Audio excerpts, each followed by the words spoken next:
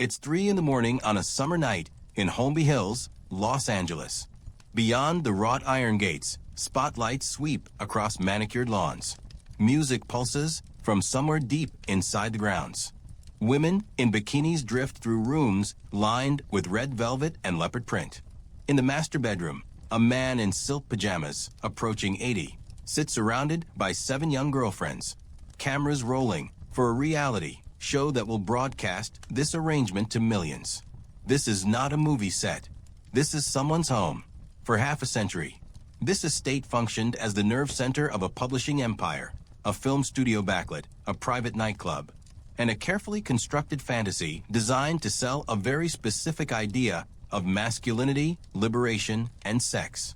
The address is 10236 Charing Cross Road. The world knows it simply as the Playboy Mansion. But what you see in the magazine spreads, the reality shows, and the celebrity party photos is only the surface. Beneath the glitz and the champagne fountains lies a darker, stranger story. One about control disguised as freedom, exploitation dressed up as liberation, and a single man's ability to turn a crumbling Gothic mansion into one of the most controversial addresses in America. This is not the story Playboy wanted you to know. This is the story the mansion itself could tell, if its walls could speak. If you're drawn to deep investigations into power, wealth, and the hidden costs of America's most iconic properties, you're in the right place. Hit like, subscribe, and drop a comment below with the most shocking thing you've heard about the Playboy Mansion. We'll dive into whether it's myth or reality as we go. Let's begin where all American myths begin, with money, ambition, and a man who believed he could rewrite the rules. Hugh Hefner was born in 1926 in Chicago, the son of Methodist parents who never drank, smoked, or displayed affection. He described his childhood as repressed and emotionally frozen. After serving as an Army writer in World War II and studying psychology at the University of Illinois, Hefner drifted through low-paying editorial jobs. He had no fortune, no family estate, no aristocratic pedigree. What he had was a typewriter, a vision, and an instinct for what post-war American men wanted, but were told they shouldn't have. In 1953, he launched Playboy magazine from his kitchen table with a $600 loan. The first issue featured Marilyn Monroe on a now iconic nude calendar photo Hefner had purchased rights to for $500. It sold over 50,000 copies. Within 5 years, Playboy had become a cultural juggernaut, a magazine that married sex with sophistication, interviews with intellectuals alongside centerfolds, jazz reviews with nude photography. Hefner wasn't just selling pictures of naked women. He was selling a lifestyle. Urbane, hedonistic, unapologetic. And lifestyle brands, Hefner understood, needed a physical headquarters. They needed a temple. By the early 1960s, Playboy had expanded into nightclubs across America: Chicago, New York, Miami, New Orleans, each designed as a real-world manifestation of the magazine's fantasy. But Hefner wanted more than clubs. He wanted a private estate that could function as both home and stage set, a place where the Playboy philosophy could be performed 24 hours a day. He wanted a mansion. He found it in 1971. The estate at 10236 Charing Cross Road was built in 1927 by Arthur Letts Jr., son of the founder of the Broadway department store chain. Letts hired architect Arthur R. Kelly to design a sprawling Gothic Tudor revival mansion on 5.5 acres in Holmby Hills, one of Los Angeles's most exclusive neighborhoods, nestled between Beverly Hills and Bel Air. The original estate featured 29 rooms, hand-carved with paneling imported from England, leaded glass windows, and grounds designed to evoke an aristocratic English country manner. Ironic, given that it sat under the California sun. Letts died young, just a year after the mansion was completed. The property passed through a series of wealthy owners, including Louis D. Statham, an engineer who added a pool and began renting the estate for private parties. By the time Hefner saw it, the mansion was grand but fading, a relic of 1920s aspiration in need of a new identity. Hefner paid $1.05 million for the property, a significant sum in 1971, but modest compared to what the estate would come to symbolize. He immediately set about transforming it. Out went the somber English Gothic interiors. In came red carpets, mirrored ceilings, a game room with pinball machines and a pipe organ, a grotto adjoining the pool designed to resemble a natural cave, but lined with smooth stone benches and hidden underwater lighting, and a private zoo featuring flamingos, peacocks, monkeys, and other exotic animals roaming the grounds. This wasn't renovation. It was re-scripting. Hefner was turning a 1920s tycoon's mansion into the 1970s ultimate bachelor pad, a place where reality and performance collapsed into each other. He moved in permanently, rarely leaving the grounds for years at a time. The mansion became his office, his studio, his nightclub, and his bedroom, all rolled into one. And he opened the gates. Not to everyone, of course. You needed an invitation. But if you were famous, beautiful, wealthy, or useful to the brand, you could pass through those wrought iron gates and enter what Playboy marketed as the most exclusive address in America. The parties became legendary. Hollywood stars, musicians, athletes, politicians, models, and hangers-on mixing under the California sky, champagne flowing, cameras flashing. For a certain kind of man, it was paradise. For a certain kind of woman, it was an opportunity or a trap, depending on whom you ask. Because behind the fantasy, there was a system, and that system had rules. To understand what the Playboy Mansion really was, you have to understand what it wasn't. It wasn't just a house. It wasn't just a party venue. It was a controlled environment designed to produce content, project image, and maintain power. Every room, every event, every woman who walked through those gates existed within a framework Hefner had built and controlled absolutely. Let's start with the parties. By the mid-1970s, the Playboy Mansion was hosting events nearly every week. Some for hundreds of guests, others smaller and more intimate. There were themed parties, Midsummer Night's Dream, Halloween spectaculars, black tie charity galas. There were movie nights in Hefner's private theater, which seated dozens and featured first-run Hollywood films Hefner had access to through his industry connections.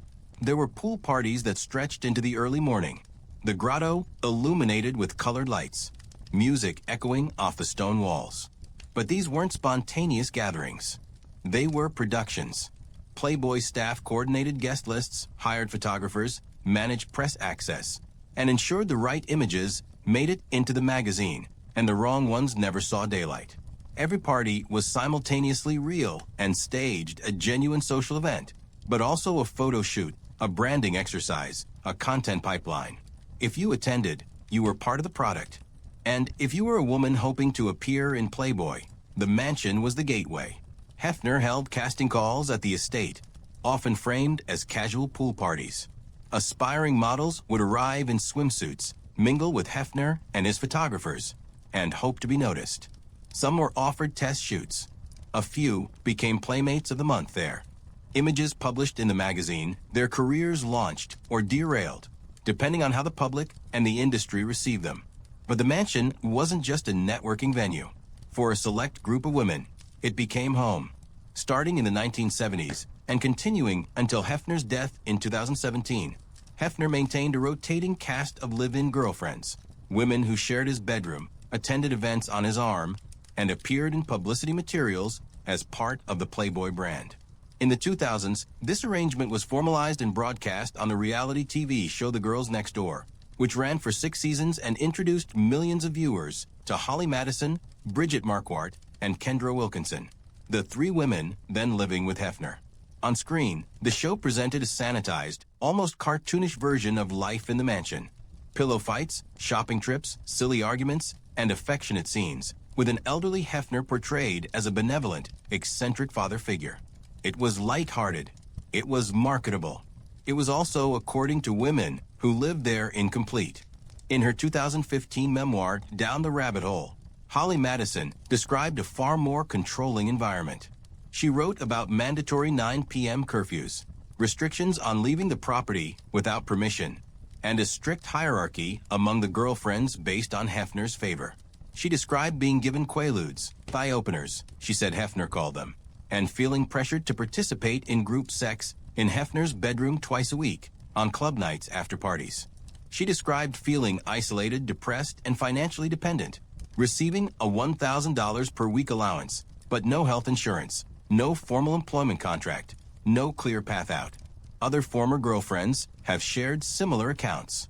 Isabella St. James, in her 2006 memoir Bunny Tales, described a manipulative environment where women competed for Hefner's attention and resources, where cosmetic surgery was encouraged and funded by Hefner, but framed as a gift, and where deviation from the script, dating other men, gaining weight, aging visibly, meant swift removal from the house. Sandra Theodore, who dated Hefner in the late 1970s, has spoken publicly about drug use inside the mansion, hidden cameras in some rooms, and a culture of secrecy and control. Hefner, for his part, consistently rejected these characterizations. In interviews, he described his relationships as consensual, his girlfriends as free agents, and the mansion as a place of liberation, not control. He pointed to the women who remained friends with him after leaving, who defended him publicly, who spoke warmly of their time there. And it's true, some did. The experiences of women in the mansion varied widely, shaped by personality, timing, and Hefner's shifting moods and needs. But the structure itself, the arrangement, the dependency, the performance, remained constant. You lived in his house. You followed his schedule. You appeared in his magazine, his show, his public image. You were part of the brand. And if you wanted to leave, you left with nothing but what you'd saved from your allowance, and whatever marketability your time in the mansion had given you, or taken away. This wasn't accidental. Hefner had built a system in which his personal desires and his business empire were inseparable. The mansion was his home, but it was also Playboy's most valuable asset, a physical symbol of the brand, a content factory, a tool of power. And the women inside it were both residents and products, both girlfriends and employees, both free and trapped. You can debate the morality of it. You can argue about agency, consent, and choice. But you cannot deny the imbalance. Hefner controlled the house, the money, the image, the narrative. The women controlled almost nothing. And when the story of the mansion is told as a tale of glamour and liberation, that imbalance disappears. It becomes invisible. That's the trick of the Playboy Mansion. It hides power behind pleasure, control behind freedom, exploitation behind opportunity. But there's another story here, one that played out beyond the mansion's gates. Because while Hefner was building his fantasy kingdom inside, the neighborhood around him was watching, and they were not pleased. Holmby Hills, Los Angeles, is not the kind of place where you throw wild parties every weekend. It's not a nightlife district or an entertainment zone. It's one of the wealthiest, quietest, most exclusive residential neighborhoods in America. A collection of sprawling estates tucked behind gates and hedges, where billionaires, old Hollywood royalty, and corporate executives live in near total privacy. The implicit social contract is simple. You can own 10 acres and a $50 million mansion, but you keep things quiet. You don't disturb the peace. You don't turn your private residence into a public spectacle. Hugh Hefner violated that contract the moment he moved in. From the start, neighbors complained. The parties were too loud. The traffic was too heavy. The guest lists included too many people who didn't belong in the neighborhood. Paparazzi, tourists, aspiring models, celebrity hangers-on. Limousines lined the streets. Helicopters occasionally circled overhead. At night, music and voices drifted over the walls. During the day, delivery trucks arrived with supplies for events. The mansion wasn't functioning as a private home. It was functioning as a commercial nightclub, a movie set, and a media production facility, all of which violated local zoning laws. In the mid-1970s, a group of neighboring homeowners formed an informal alliance to pressure the city of Los Angeles to take action. They filed noise complaints. They contacted city council members. They argued that Hefner was running a business out of a residentially zoned property and that the mansion's operations violated health, safety, and land use regulations. They wanted the party stopped or at least sharply curtailed. Hefner fought back. His lawyers argued that the mansion was his primary residence and that he had a right to host private social gatherings on his own property. The parties, they claimed, were personal events, dinners with friends, movie screenings, small social gatherings. The fact that some of these gatherings involved 200 guests, professional photographers, and coverage in Playboy magazine was, in Hefner's legal framing, irrelevant. He wasn't running a nightclub. He was living his life. The city was caught in the middle. On one hand, Holmby Hills residents were influential, wealthy, and politically connected. On the other hand, Hefner was a celebrity, a major employer in Los Angeles, and a First Amendment advocate who knew how to frame any attack on his lifestyle as an attack on freedom itself. The situation dragged on for years, resulting in fines, legal settlements, and negotiated agreements that limited the number and scale of events Hefner could host, but never fully shut them down. In practice, enforcement was weak. The mansion continued to host parties, and Hefner continued to claim they were private. The neighbors seethed, but there was little they could do. The Playboy brand was too big, Hefner's cultural capital too strong, and the city too reluctant to engage in a prolonged legal battle with a man who positioned himself as a champion of personal liberty. But the tension never disappeared. Residents of Holmby Hills didn't just dislike the noise and traffic.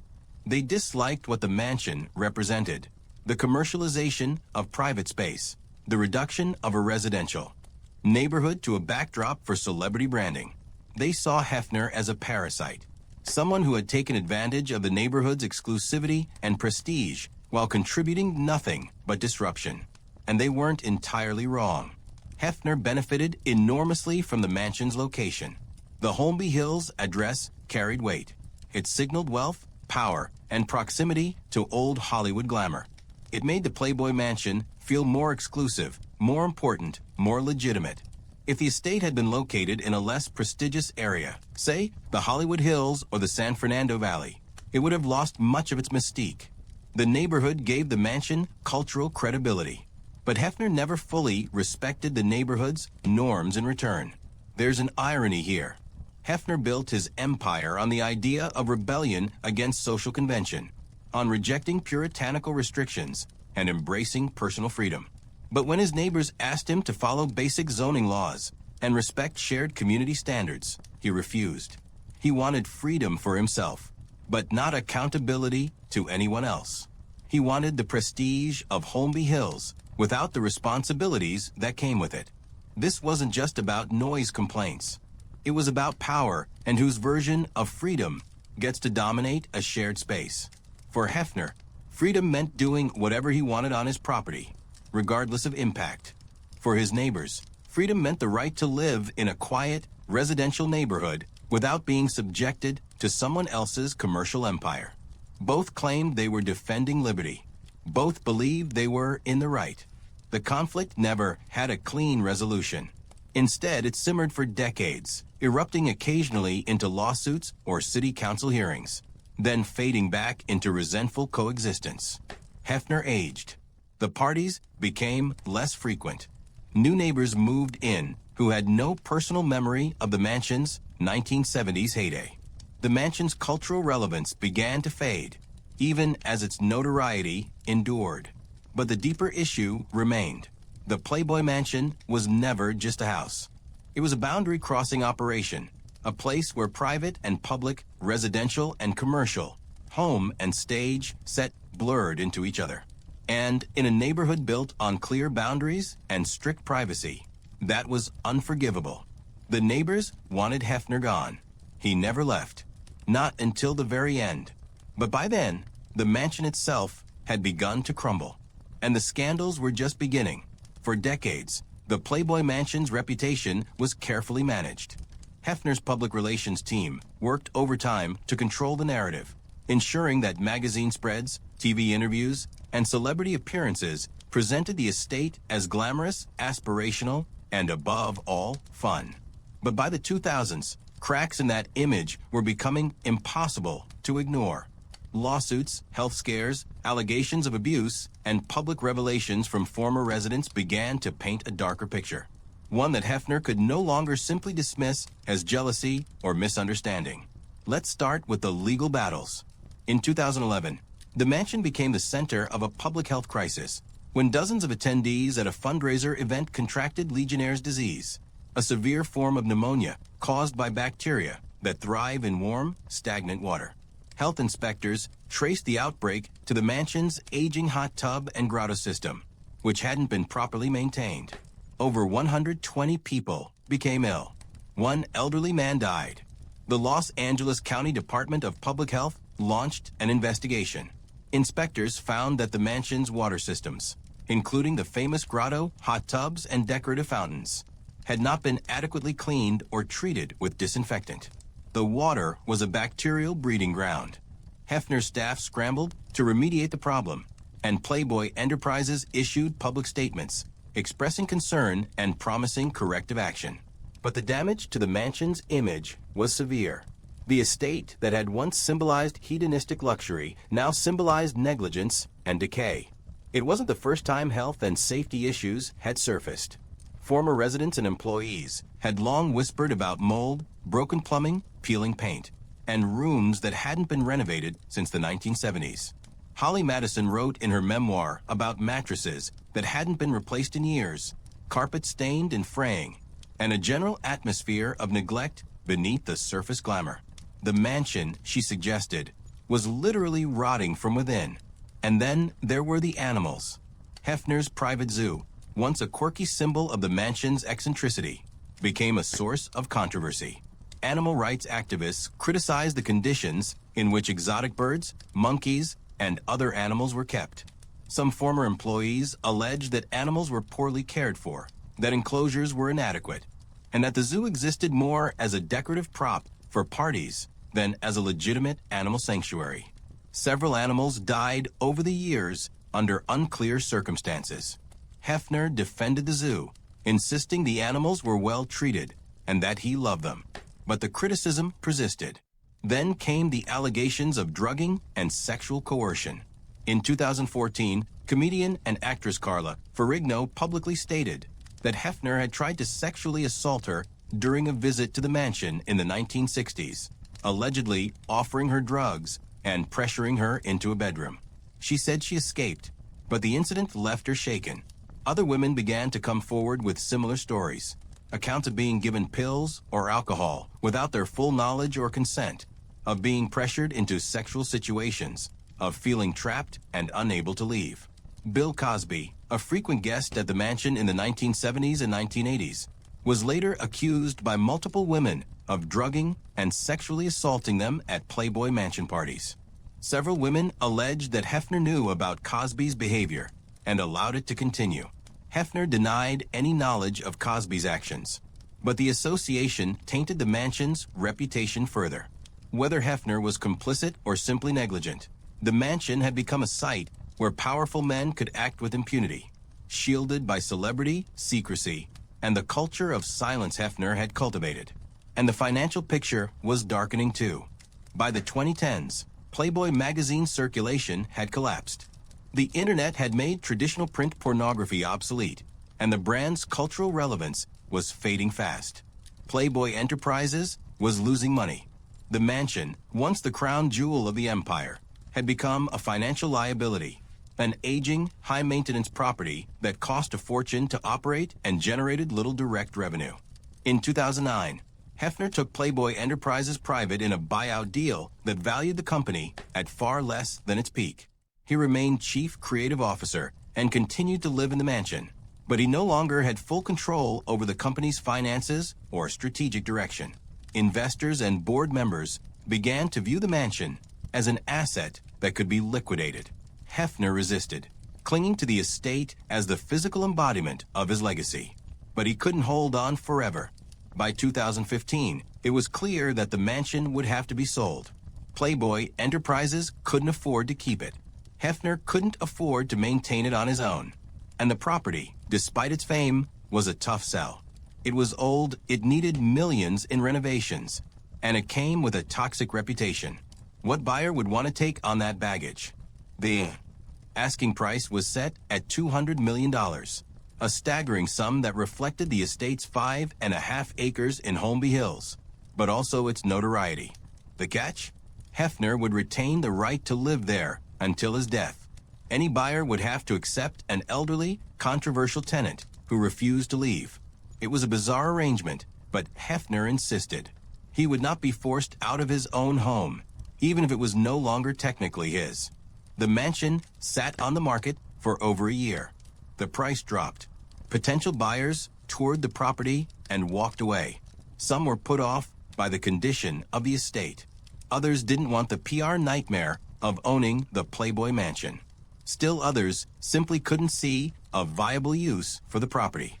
It was too famous to demolish, too outdated to live in as is, and too controversial to convert into anything respectable. Finally, in 2016, a buyer emerged. His name was Darren Metropolis, a 33-year-old billionaire investor and heir to the Hostess snack cake fortune. He already owned the estate next door and saw an opportunity to combine the properties into a single massive compound. He paid $100 million, half the original asking price, and agreed to let Hefner stay. Hefner had sold his kingdom, but he hadn't left it. Not yet. After the sale in 2016, Hugh Hefner remained in the Playboy Mansion under a life estate agreement, paying $1 per year in rent. On paper, it was a graceful compromise. Hefner got to live out his final years in the home he'd occupied for 45 years, and Metropolis got a trophy property at a discount. But in practice, the arrangement was bleak. The mansion was no longer Hefner's. The parties had stopped. The girlfriends had moved out. The magazine was barely publishing. The brand was a ghost of itself. And Hefner, now in his late 80s, was increasingly frail, isolated, and irrelevant. The mansion, too, was falling apart. Reporters who visited in the final years described a place frozen in time. Shag carpets from the 1970s, wood paneling darkened with age, furniture sagging and stained. The grotto, once the mansion's most iconic feature, was drained and covered with a tarp.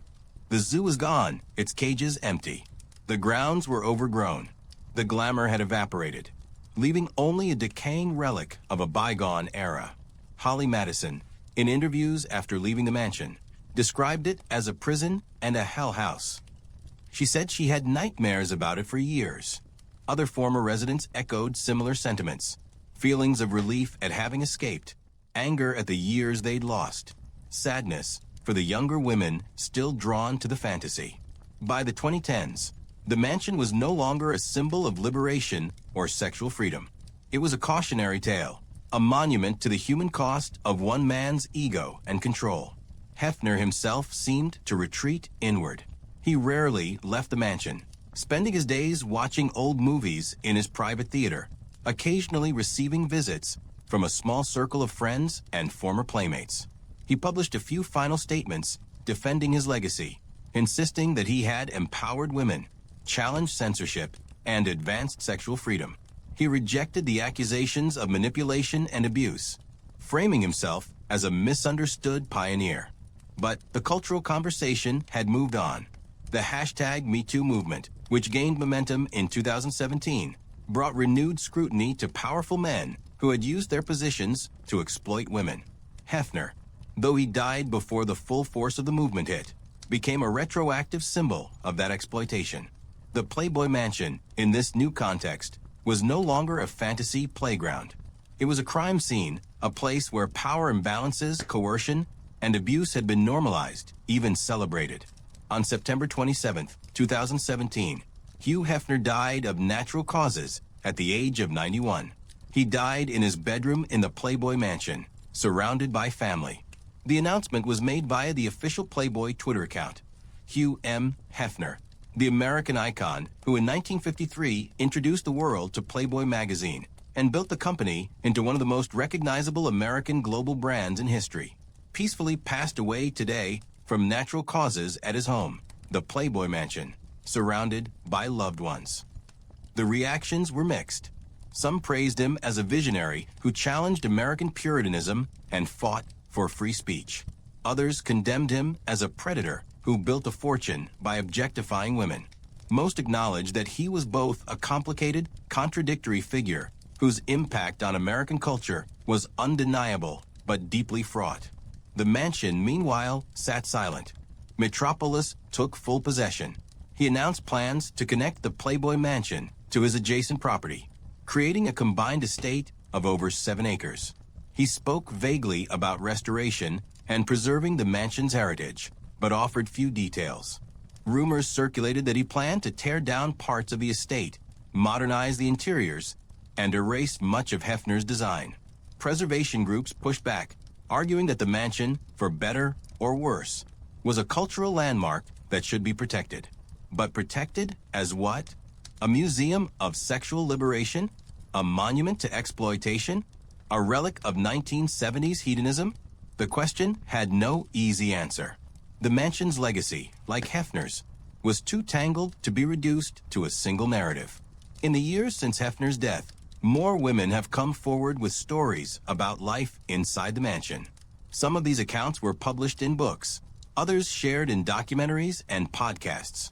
A 2022 A&E documentary series, Secrets of Playboy, featured interviews with dozens of former playmates, girlfriends, and employees, many of whom described a culture of psychological manipulation, substance abuse, and sexual coercion. They spoke about mandatory plastic surgery, about being told to lose weight or dye their hair, about being isolated from family and friends, about being filmed without consent. The documentary sparked renewed outrage and calls to re-examine Hefner's legacy. But it also revealed divisions among the women who had lived in the mansion. Some stood by Hefner, insisting their experiences had been positive and consensual. Others accused those speaking out of exaggerating or lying for attention.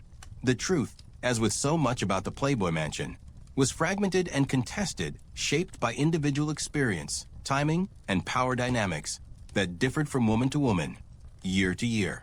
What's undeniable is this: the mansion was not one thing. It was different things to different people at different times. For some, it was an opportunity, a chance to launch a modeling career, to live in luxury, to meet famous people. For others, it was a trap, a place that took more than it gave, that left them with trauma, debt, and a public identity they couldn't escape. For Hefner, it was both home and stage, both private refuge and public spectacle. For the neighbors, it was a nuisance. For the culture at large, it was a symbol of liberation or exploitation, freedom or control, depending on who was telling the story. And now, with Hefner gone and the mansion stripped of its original purpose, what remains? A piece of real estate, a historical oddity, a name that still carries weight, even as its meaning shifts and fades. The Playboy Mansion is no longer what it was, but it still stands. And the question is, what do we do with places like this? Do we preserve them, tear them down, turn them into museums or cautionary tales? Let's talk about what happened next and what the mansion represents. Now, after Hugh Hefner's death, the Playboy Mansion entered a strange liminal phase. It was no longer a functioning home, no longer the nerve center of a media empire, no longer even a party venue. It was simply a property, a large, outdated, historically significant property, owned by a young billionaire with unclear intentions and a neighborhood watching nervously to see what would happen next. Darren Metropolis, the new owner, kept a low profile. He gave a few carefully worded interviews in which he spoke respectfully of Hefner's legacy and promised to honor the mansion's history while making necessary updates. But he offered no concrete timeline or detailed plans. Preservationists worried he would gut the interiors and erase the mansion's distinctive 1970s aesthetic. Neighbors hoped he would do exactly that, tear down the grottos and game rooms and red velvet wallpaper and turn the estate into a normal, quiet, private residence. For a few years, the mansion sat largely untouched. Metropolis reportedly spent time assessing the property, bringing in architects and contractors, exploring options. The estate was in worse shape than most outsiders realized. The plumbing was failing. The electrical systems were outdated. The roof leaked. The grotto's infrastructure was corroded. The grounds needed extensive landscaping work. Renovating the mansion to modern luxury standards would cost tens of millions of dollars, possibly more than Metropolis had paid for it. And there was the deeper question: what should the mansion become? A private home? A museum? An event space? Each option came with challenges. As a private home, it was enormous, expensive to maintain, and burdened with a notorious past. As a museum, it would require navigating the mansion's controversial legacy and dealing with the ethical questions of celebrating or condemning Hefner's empire. As an event space, it would reignite the exact zoning and neighborhood conflicts that had plagued Hefner for decades. Metropolis seemed to favor the first option, turning it into a private residence for his own use, potentially combined with his adjacent estate. But even that raised questions. Would he live there full-time? Would he host parties? Would he try to distance the property from its Playboy past or embrace it? Meanwhile, the Playboy brand itself was in flux. In 2020, Playboy Enterprises was acquired by PLBY Group, a new company focused on transforming Playboy from a declining magazine into a lifestyle brand spanning apparel, digital content, and sexual wellness products. The new leadership distanced itself from Hefner's personal legacy, acknowledging past controversies and promising a more modern, inclusive vision. The mansion in this new branding strategy was largely irrelevant, a relic of an old Playboy that the company was trying to move beyond. But the mansion's cultural presence refused to fade. It continued to appear in documentaries, articles, and social media posts. It remained a reference point in conversations about celebrity, sex, power, and exploitation. It was a place people couldn't stop talking about, even as its physical reality grew more disconnected from its symbolic weight. In 2022, the Secrets of Playboy documentary series reignited public debate. The series featured graphic, disturbing accounts from women who had lived in or visited the mansion. Stories of drugging, coercion, hidden cameras, and systemic abuse. Some viewers called for the mansion to be demolished, arguing it was too tainted to be preserved. Others argued that preserving it was precisely the point, that turning it into a museum or educational site could help future generations understand the harms of unchecked power and the dangers of conflating liberation with exploitation. Metropolis said nothing publicly about these debates. He continued his quiet renovation work, reportedly stripping out much of Hefner's interior design and modernizing the estate's infrastructure. Some architectural elements were preserved, the original 1920s wood paneling, the leaded glass windows, but the distinctly Playboy touches were removed. The red carpets, the mirrored ceilings, the grotto, all reportedly slated for demolition or radical redesign. In a sense, this was the mansion's final transformation, from Gothic manor to Playboy headquarters to generic luxury estate. The layers of history were being peeled away, the mansion's identity erased, and rebuilt once again. It's a process that echoes what happened in 1971 when Hefner first took over. Only now, the goal wasn't to create a fantasy, but to escape one. And yet, the fantasy persists. The name Playboy Mansion still carries power. Real estate agents still reference it when selling nearby properties. Tour guides still point out to tourists. Tabloids still publish stories speculating about what's happening behind the gates. The mansion, even in its diminished state, remains a symbol of sex, power, scandal, and the strange alchemy by which a physical place can take on cultural meaning far exceeding its bricks and mortar. But here's the uncomfortable truth. The Playboy Mansion was never just about Hugh Hefner. It was about us, about American culture's conflicted relationship with sex, about our fascination with celebrity and excess, about our willingness to overlook exploitation when it's wrapped in glamour. The mansion thrived because millions of people bought the magazine, attended the parties, watched the reality shows, and accepted the fantasy as real. We made it possible. We made it powerful. And now, in retrospect, we're left to reckon with what we enabled. This doesn't mean everyone who consumed Playboy content is complicit in abuse. But it does mean we have to ask harder questions about the systems we support, the fantasies we buy into, and the costs we're willing to ignore. The Playboy Mansion didn't exist in a vacuum. It existed because there was a market for it, an audience for it, a culture that tolerated it. So what do we do with that? How do we remember a place like the Playboy Mansion? How do we tell its story honestly, without sanitizing the harm or sensationalizing the scandal? And what does it say about us that we're still so fascinated by it even now? These aren't easy questions, but they're the ones we need to ask. Because the mansion is more than a building. It's a mirror, and what we see in it depends on what we're willing to look at. Let's dig deeper into the lessons, the legacy, and what the mansion really represents. To fully understand the Playboy Mansion, you have to center the voices of the women who live there. not the sanitized versions presented in Playboy magazine or the carefully edited reality TV episodes, but the raw, unfiltered accounts that have emerged in the years since Hefner's death. These stories reveal the mansion not as a party house or a fantasy playground, but as a site of psychological control, economic dependency, and profound power imbalance. Let's return to Holly Madison. She arrived at the mansion in 2001, a 21-year-old aspiring model from Oregon. She was invited to a party, caught Hefner's attention, and within weeks had moved into the mansion as one of his live-in girlfriends. She describes the experience as intoxicating at first, the luxury, the celebrity encounters, the feeling of being chosen. But that intoxication quickly curdled into something darker. Madison describes a rigid hierarchy among Hefner's girlfriends. There was always a main girlfriend who held Hefner's favor and received special privileges, better rooms, more money, more autonomy. The others competed for scraps of attention and approval. Hefner, Madison writes, deliberately fostered this competition, using jealousy and insecurity as tools of control. If one girlfriend displeased him, he would lavish attention on another, creating a climate of anxiety and instability. The mandatory bedroom schedule was central to this system.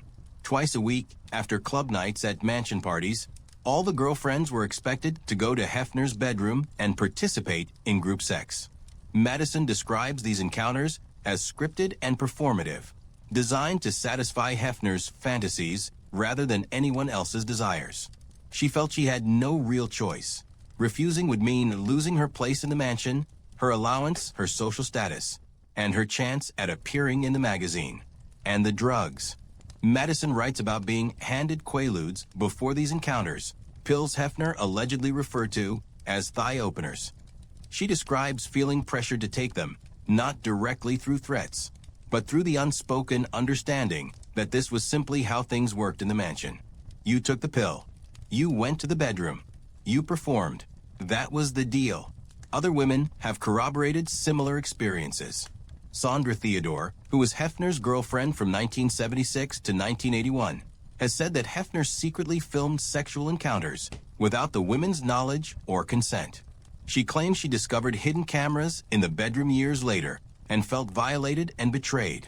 Hefner, she says, kept these tapes in a private archive, whether for personal use, as potential blackmail, or simply as trophies, she doesn't know.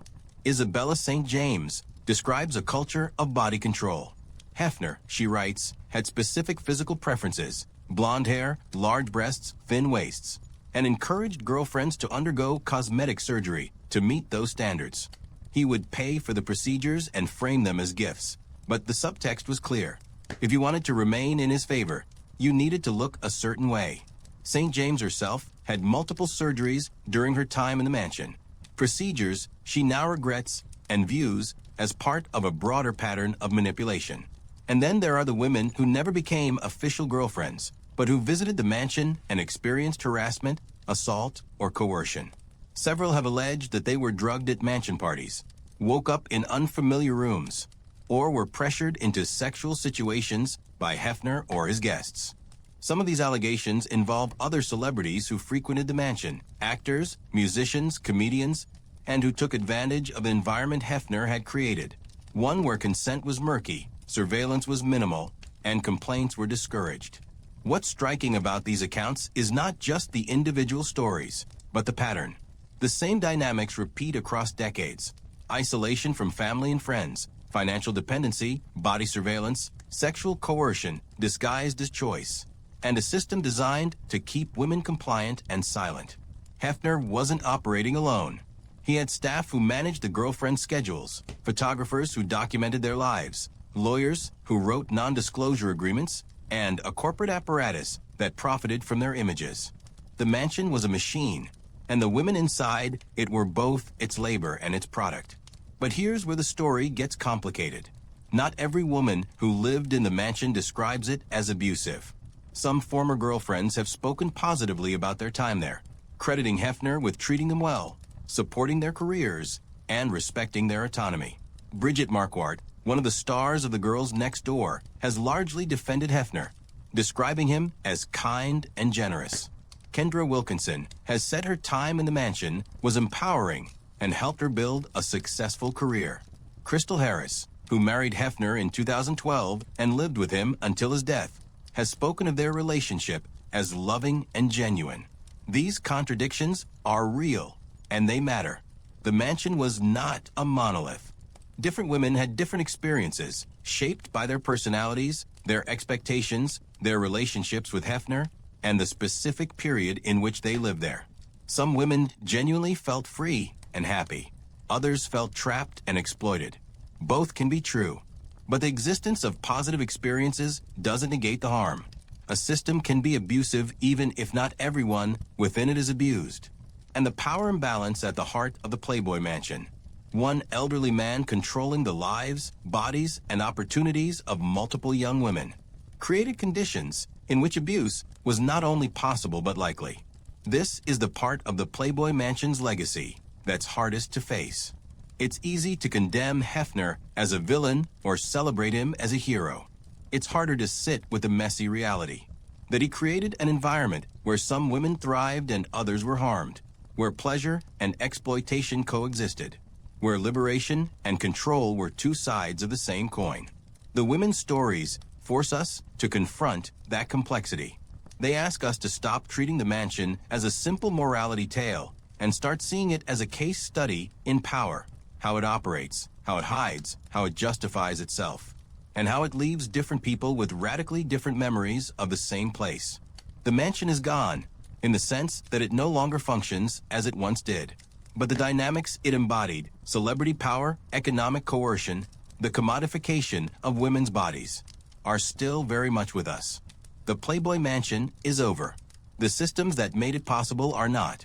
For decades, the dominant narrative around the Playboy Mansion was written by Hugh Hefner and the corporate machinery of Playboy Enterprises.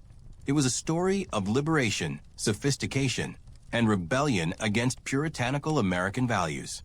Hefner positioned himself as a champion of free speech, sexual freedom, and First Amendment rights.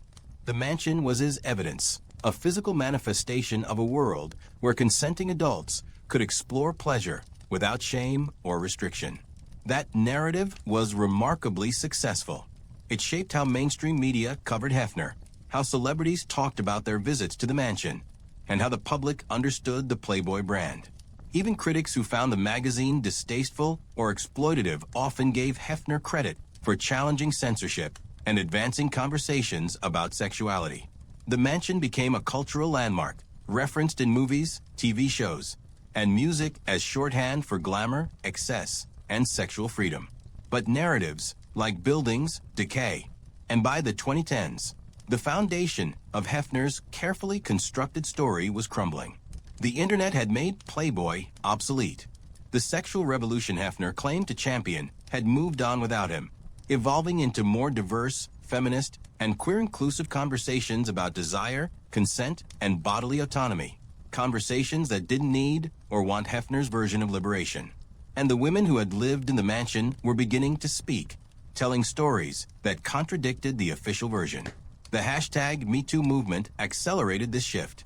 Starting in 2017, women across industries began publicly naming powerful men who had abused, harassed, or assaulted them. The movement exposed the mechanisms by which powerful men maintain control: non-disclosure agreements, settlements, professional retaliation, public relations campaigns, and cultures of silence. It also prompted widespread re-examination of figures who had been celebrated or tolerated for decades. Hefner died just as hashtag #MeToo was gaining momentum, which meant he never had to face its full reckoning. But his legacy didn't escape scrutiny. In essays, articles, and social media threads, writers and activists began to reframe Hefner not as a liberator, but as a predecessor to Harvey Weinstein, Jeffrey Epstein, and other men who used wealth, fame, and institutional power to exploit women. The Playboy Mansion, in this new framing, wasn't a symbol of freedom. It was a symbol of how exploitation could be rebranded as empowerment. This revisionist narrative gained traction rapidly. Publications that had once celebrated Hefner began publishing critical retrospectives. Feminist scholars wrote analyses of how Playboy had commodified women's bodies while claiming to liberate them.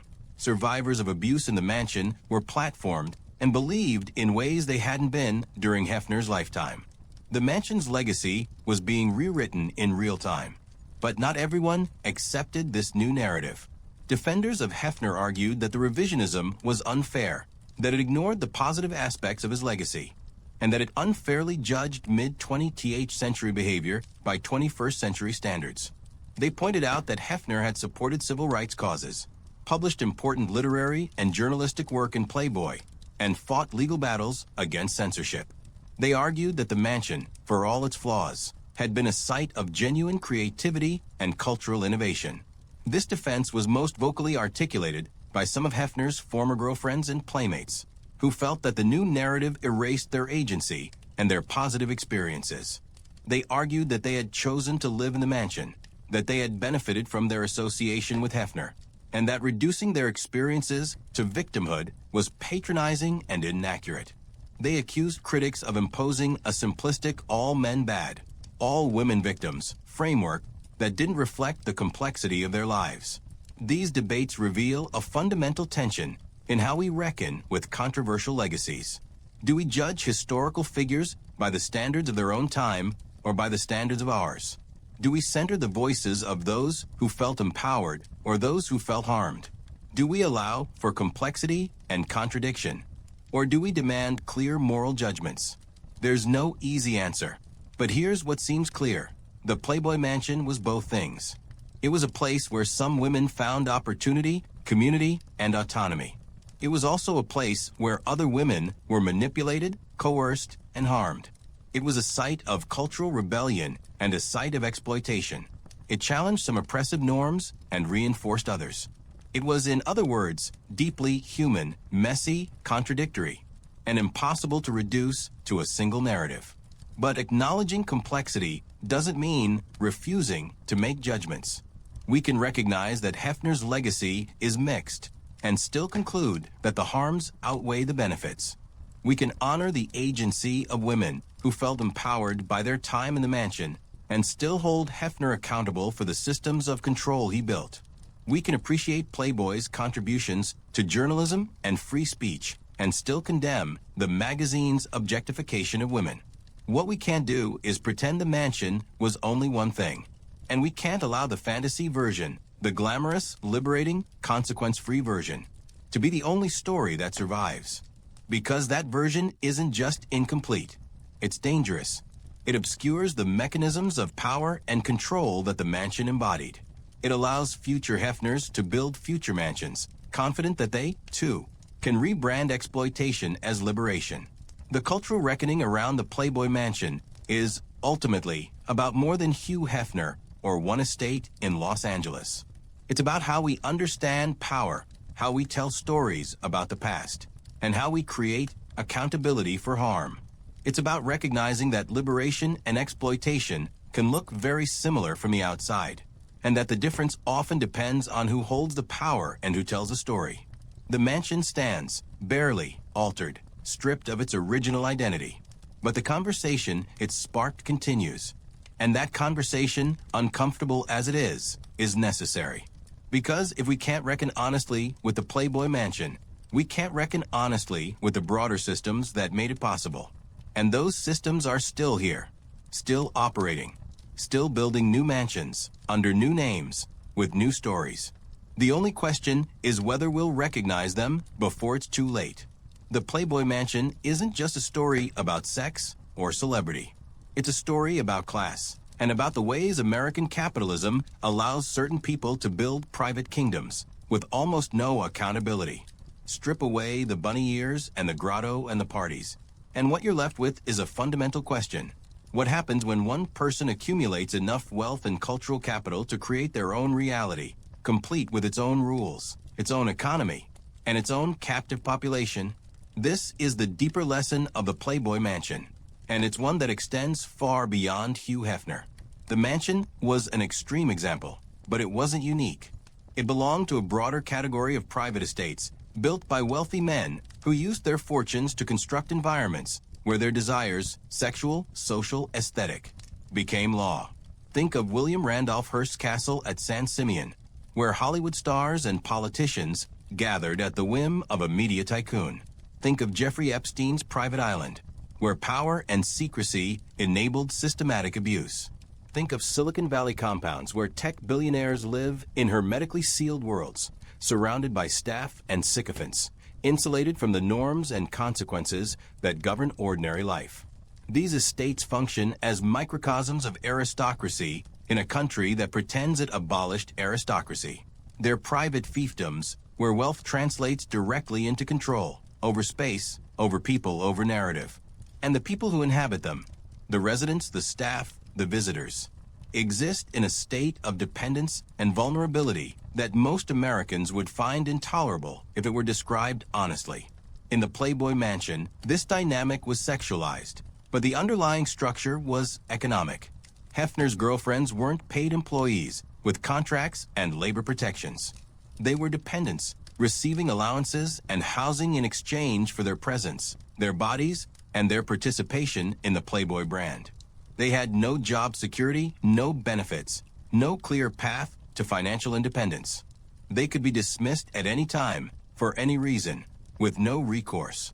This isn't fundamentally different from how domestic servants functioned in aristocratic households a century ago, except that those relationships were at least acknowledged as employment, whereas Hefner's were framed as romantic and consensual. The language of romance and freedom obscured the economic reality. But the reality was this: if you were a woman living in the Playboy Mansion, your survival depended on maintaining Hefner's approval. You couldn't leave easily because you had no income and no savings. You couldn't speak out because non-disclosure agreements and the threat of reputational damage kept you silent. You couldn't organize or advocate for better conditions because you were in competition with the other women around you.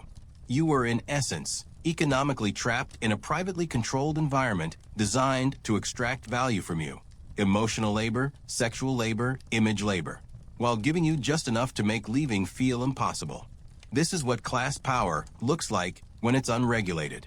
And it's what American mythology often erases. We love stories about self-made men, about wealth as a reward for talent and hard work, about freedom and opportunity. We're much less comfortable with stories about wealth as a mechanism of control, about the ways rich people use their resources to build environments where they face no accountability, and about the people who get trapped in those environments. The Playboy Mansion forces us to confront these realities. It shows us that private property, when combined with enough wealth, can become a site of almost feudal power. It shows us that contracts and consent can be deeply compromised when one party controls all the resources.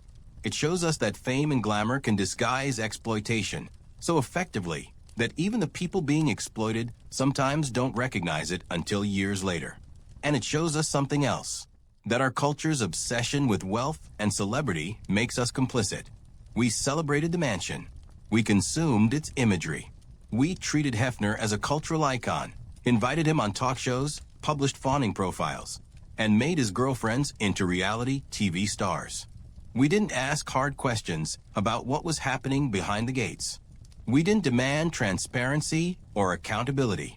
We accepted the fantasy because the fantasy was entertaining, and because challenging it would have required us to confront uncomfortable truths about the society we live in. The mansion was allowed to exist, to thrive, to become an institution, because we live in a country where extreme wealth is venerated rather than scrutinized, where powerful men are given extraordinary latitude, and where women's testimony is routinely dismissed or ignored. These aren't unique to Hefner. They're structural, they're systemic, and until we address them at that level, the Playboy Mansion will remain a symbol not just of one man's excesses, but of a society that enables and rewards those excesses. So what do we do with this knowledge? How do we move forward? We can start by being honest about what the mansion was. Not a fantasy, not a liberation project, but a private kingdom built on economic dependency, psychological manipulation, and the commodification of women's bodies. A place where wealth and fame created a bubble of impunity, and where harm was hidden behind a carefully curated image of glamour and freedom. We can listen to the women who live there and take their testimony seriously, even when it's contradictory, even when it complicates the narrative, even when it makes us uncomfortable. We can stop treating wealth as inherently deserving of respect and start asking what wealthy people do with their power and who pays the cost. And we can recognize that the Playboy Mansion is not an aberration. It's a symptom. It's what happens when we allow extreme concentrations of wealth and power to exist without accountability, when we prioritize profit and entertainment over ethics and human dignity, and when we let powerful people write their own stories without challenge. The mansion may be gone, or at least transformed beyond recognition, but the systems that created it are still here. The next mansion is already being built. The next Hefner is already gathering power. The question is whether we'll recognize it in time, or whether we'll be too dazzled by the glamour to see the harm. That's the real lesson of the Playboy Mansion, and it's one we can't afford to ignore. As of 2025, the Playboy Mansion is no longer the Playboy Mansion, not in any meaningful sense. Darren Metropolis has spent years renovating the estate, stripping away much of Hugh Hefner's interior design, modernizing the infrastructure, and reportedly planning to merge the property with his adjacent estate to create a single, sprawling private compound. The grotto has been filled in or demolished. The red velvet and mirrored ceilings are gone. The zoo enclosures have been removed. The rooms where Hefner lived and controlled his empire have been gutted and rebuilt. In its place is something else, a luxury residence, expensive and exclusive, but generic. The mansion is being erased not because it's being destroyed, but because it's being transformed into something forgettable. The specific history, the layers of meaning, the cultural weight, all of it is being sanded away, leaving only square footage and location. There's a strange symmetry here. The estate began as a Gothic Tudor mansion built by a 1920s department store magnate, a symbol of old money aspiration. Hefner transformed it into a symbol of 1970s hedonism and sexual rebellion. Now it's being transformed again into a symbol of 21st century tech wealth, billionaire-owned, anonymous, disconnected from any larger cultural narrative. The mansion's history is a series of erasures, each new owner wiping away the previous one's vision and imposing their own. But memory doesn't erase so easily. The name Playboy Mansion still resonates. People still drive by and point. Articles are still written. Documentaries are still produced. The estate may no longer function as it once did, but its symbolic life continues. A ghost haunting Los Angeles, a reference point in conversations about celebrity, sex, power, and the American dream's dark underside. And that symbolic life matters, because the Playboy Mansion, more than anything else, was a symbol. It symbolized different things to different people: liberation, exploitation, glamour, decay, freedom, control. But it always symbolized something. It was never just a house. It was a stage set, a brand asset, a cultural landmark, a contested site of meaning. What it symbolizes now, in retrospect, is the cost of unchecked power. It's a reminder that wealth and fame can create environments where harm flourishes, where consent becomes murky, and where accountability evaporates. It's a case study in how exploitation can be rebranded as empowerment, how control can be disguised as freedom, and how an entire culture can be complicit in enabling abuse simply by choosing not to ask hard questions.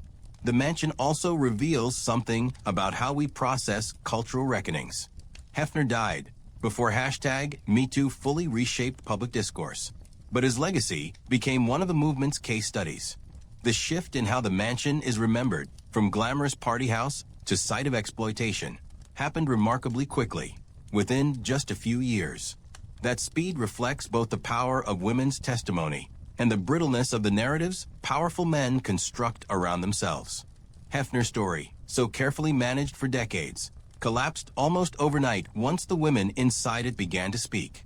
But the speed of that shift also created backlash. Some people feel that the revisionist narrative is too harsh, that it erases nuance and complexity, that it judges the past unfairly by present standards. These objections aren't entirely without merit. History is always more complicated than any single narrative allows. But the fact that Hefner's defenders feel the need to protest so loudly suggests that something important is being threatened. Not just Hefner's reputation, but a broader cultural mythology about wealth, power, and masculinity that the mansion embodied. The Playboy Mansion represented a very specific fantasy, that a self-made man could build a private paradise, surround himself with beautiful women, and live without restraint or consequence. It was the American dream taken to its logical, hedonistic extreme. And for decades, American culture celebrated that fantasy. We bought the magazines. We watched the shows. We envied the lifestyle. We wanted, on some level, to be Hugh Hefner, or at least to live in his world. The cultural reckoning around the mansion asks us to give up that fantasy. It asks us to see the mansion not as a paradise, but as a site of harm. It asks us to stop celebrating unchecked wealth and power and start interrogating them. It asks us to center the voices of the people who were harmed, rather than the voice of the man who built the system. That's uncomfortable. It means admitting that we were complicit, that we bought into a fantasy that hurt real people, that we looked away from harm because looking directly at it would have ruined the entertainment. It means reckoning not just with Hugh Hefner, but with ourselves. But it's necessary, because the Playboy Mansion isn't just history. It's a blueprint. The dynamics it embodied, celebrity power, economic coercion, the commodification of women's bodies, the use of glamour to obscure exploitation, are still very much present in American culture. They show up in influencer culture, in reality TV, in the tech industry, in entertainment, in politics. The mansion is gone, but the systems that made it possible are everywhere. So what do? We tell the truth. We listen to survivors. We hold powerful people accountable, even retroactively, even when it's uncomfortable. We build systems that prevent exploitation rather than enabling it. We stop venerating wealth and start scrutinizing it. We teach future generations to recognize the warning signs, the charisma, the glamour, the promises of freedom that mask control. And we remember that behind every fantasy, there are real people paying real costs. We remember that power always operates through narrative, and that challenging those narratives is how we create change. We remember that places like the Playboy Mansion don't just happen. They're built brick by people who choose to enable them, and by cultures that choose to look away. The Playboy Mansion is no longer what it was, but its story isn't over. It's still teaching us, still challenging us, still asking us to confront uncomfortable truths about power, wealth, and the American dream. The question is whether we're willing to learn. That's the dark story of the Playboy Mansion. Not a story about sex or parties or glamour, but a story about power, who has it, how they use it, and what it costs the people who don't. The mansion may be gone, but the lessons remain, and they matter.